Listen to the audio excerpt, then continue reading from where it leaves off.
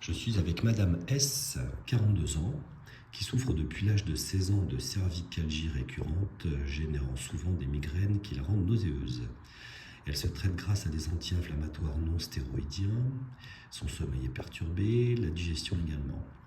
Elle veut travailler sur la cause émotionnelle du problème.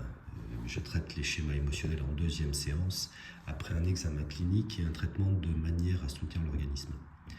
Je l'ai donc traité par acupuncture et ostéopathie pour cette première séance, ce qui m'a permis de me rendre compte de la somatisation encaissée par le corps et de mettre en évidence les zones de conflit biologique.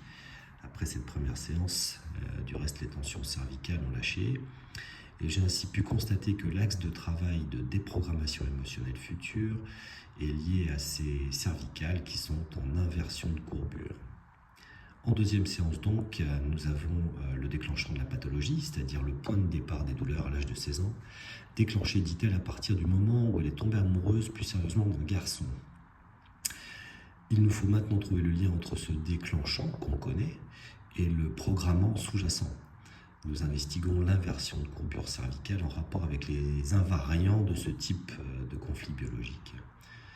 Elle m'a longuement parlé de sa famille, dont il a fallu capter les invariants négatifs, donc un père égocentré, trompeur, qui ne s'intéresse pas à ses enfants, et une mère hypergame, préoccupée par son statut social. Donc les cervicales somatisent ce stress depuis plusieurs années, créant un traumatisme psychologique depuis lequel elle fabrique une dissociation, pour ne pas en souffrir consciemment. La dissociation est telle qu'elle n'a pas conscience de ce qu'elle génère dans sa propre vie. Après avoir utilisé une méthode de déprogrammation de ce conflit, 3 semaines plus tard, la courbure cervicale est revenue à sa courbure normale. Restent de légères douleurs qui vont s'estomper au fur et à mesure de la nouvelle adaptation. À suivre.